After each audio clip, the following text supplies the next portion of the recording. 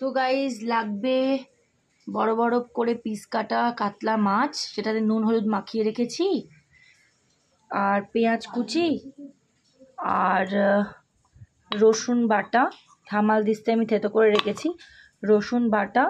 এদিকে লাগবে সর্ষে বাটা, আর এখানে রয়েছে পোস্ত ডাস্ট করা, এটাতে জল দিয়ে এটাকে ঠকঠকে করে একটা পেস্ট বানাবো, পোস্ত বাটা। আর এদিকে আদা বাটা, আর লাগবে টমেটো পিউরি, টমেটোটাকে মিক্সিতে বেটে নিয়েছি, আর লাগবে টক দই, আর টমেটো পিউরিটা তো বললাম। এই গোটা গরম মশলা, এই গোটা গরম মশলার মধ্যে নিয়েছি দারচিনি, জয়িত্রী, ছোটো এলাচ, গোলমরিচ আর লবঙ্গ,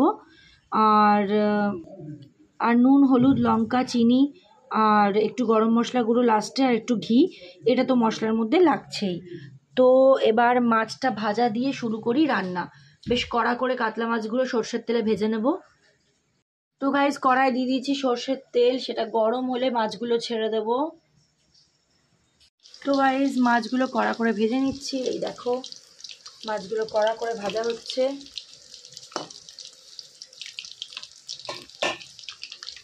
তো মাছগুলো এরকম গোল্ডেন লাল করে ভালো করে কড়া করে ভেজে নেব, তারপর নেক্সট প্রসেসে যাচ্ছি। তো গাইজ এত সুন্দর একটা বৃষ্টি ভেজা ওয়েদারে আমি রান্না করছি এরকম একটা কাতলা মাছের রেসিপি। তো মাছগুলোকে এরকমভাবে গোল্ডেন ব্রাউন করে একদম লাল লাল করে কড়া করে ভেজে নিয়েছি। এবার ওই যে মাছ ভাজার তেলটা গরম হতে দিয়েছি, গরম হয়ে ওতে দিয়ে দেব গরম মশলা ফোড়ন। এই গরম মশলা ফোড়নগুলো এর মধ্যে দিয়ে দেবো। তো গাইজ গরম মশলা ফোড়ন ভালো মতন গন্ধ উঠে গেছে। এইবার এতে দিয়ে দেব কুচনো পেঁয়াজ। কুচনো পেঁয়াজগুলো দিয়ে ভালো করে লাল লাল করে ভেজে নেব, যতক্ষণ না ভালো মতন একটা কালার চেঞ্জ হয়। এই পেঁয়াজগুলোকে একটু কম আঁচে ভালো করে ভেজে নেব। তো গাইজ আধ ভাজা হয়ে গেছে পেঁয়াজগুলো। এবার রসুনগুলো এই পেঁয়াজের সাথে ভেজে নেব। রসুন ভাজা, এই রসুন বাটাটা ভালো করে এই পেঁয়াজটার সাথে ভালো করে ভাজতে হবে। রসুন বাটা অ্যাড করে দিলাম।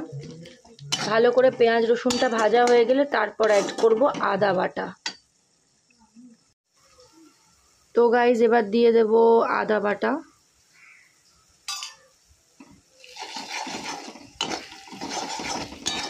ভালো করে আদা বাটা দিয়ে নাড়বো, ভালো করে বেশ ঢাকা চাপা দিয়ে জিনিসটাকে ভেজে ভেজে কালারটা চেঞ্জ করতে হবে। কালারটা চেঞ্জ হলে তারপর টমেটো দিতে হবে। এখন আদা রসুন পেঁয়াজ ভালো করে ভাজা হয়ে গেলে একটা কালার চেঞ্জ হবে, সেটা অবধি ওয়েট করব। তো গাইজ এবার দিয়ে দেব টমেটো পিউরি। টমেটোটাকে মিক্সিতে বেটে নিয়েছিলাম, সেই টমেটো বাটাটা। আর অবশ্যই টমেটো বাটা দিলে তার সাথে সঙ্গে সঙ্গে দিয়ে দিতে হবে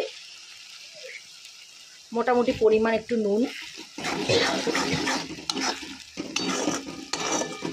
তো এবার এটাকে ভালো করে ফুটে দেব। এবার দিয়ে দেব হলুদ গুঁড়ো।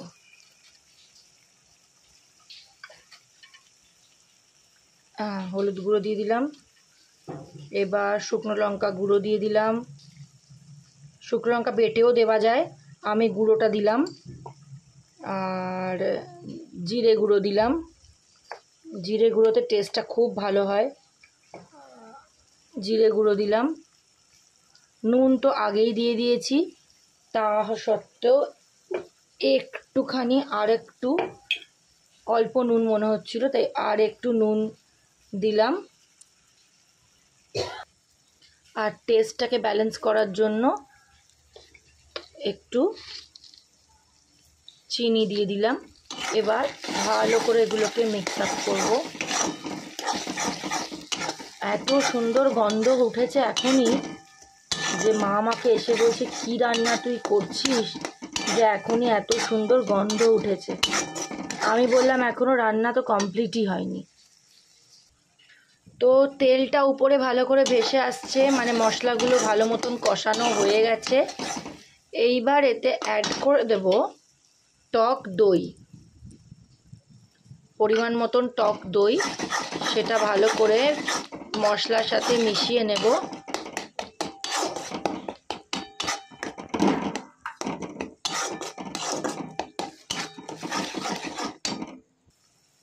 এবার গাইস দই দেওয়ার পর দেখুন ভালো করে তেল উঠে গেছে।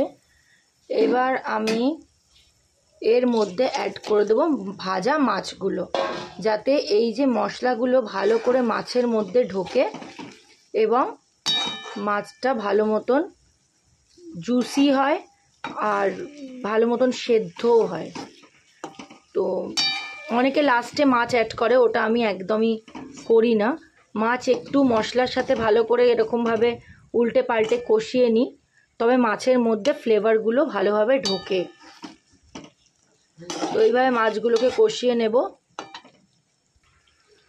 এবার গাইস দিয়ে দেব পোস্ত বাটা পোস্ত, আর দিয়ে দেব সর্ষে বাটা।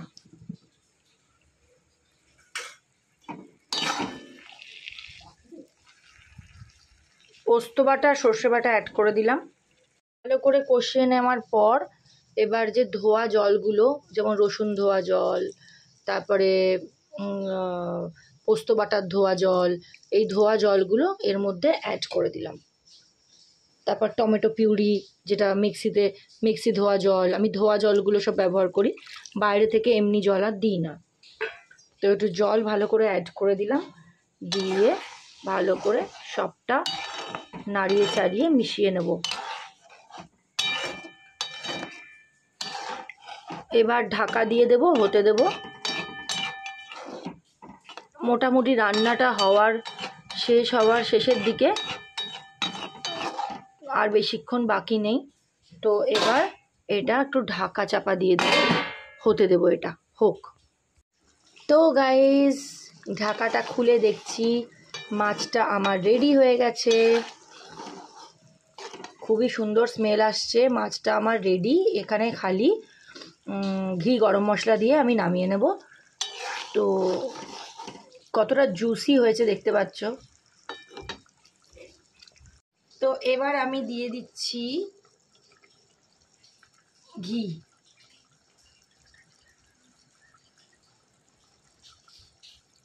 এতে পড়ে গেল ঘি।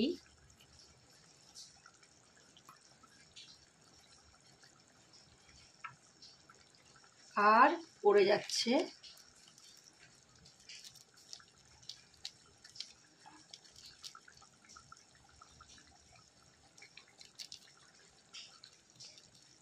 একটু গরম মশলা। ভালো করে জিনিসটাকে নাড়িয়ে নেব। আর এটা হওয়ার সঙ্গে সঙ্গে অবশ্যই খাবো না, এটা ঘি গরম মশলা দিয়ে দিলাম। তো এবার এটাকে নামিয়ে বেশ কিছুক্ষণ রেখে দেব। বেশ কিছুক্ষণ রেখে দেওয়ার পর জিনিসটাকে মজে যাবে। তারপর অন্তত এটা রান্নার 1 থেকে 1.5 ঘন্টা বাদে খেলে সেই ভালো মতন টেস্টটা পাওয়া যাবে। তো রেডি আমার কাতলা সুন্দরী। তো গাইজ অপূর্ব একটা কালার এসেছে। আমি জানি না মোবাইলে কতটা বোঝা যাচ্ছে, ক্যামেরায়, কিন্তু অসম্ভব সুন্দর একটা কালার এসছে। তেল উঠে গেছে। এবার আমি এটাকে সার্ভ করে নেব। তো গাইজ সার্ভ করে নিয়েছি কাতলা সুন্দরী। তো কেমন হয়েছে রান্নাটা সবাই কমেন্ট করে জানিও। ভিডিওটা ভালো লাগলে লাইক শেয়ার সাবস্ক্রাইব করে দিও। আর সবাই বাড়িতে অবশ্যই এটা ট্রাই করো।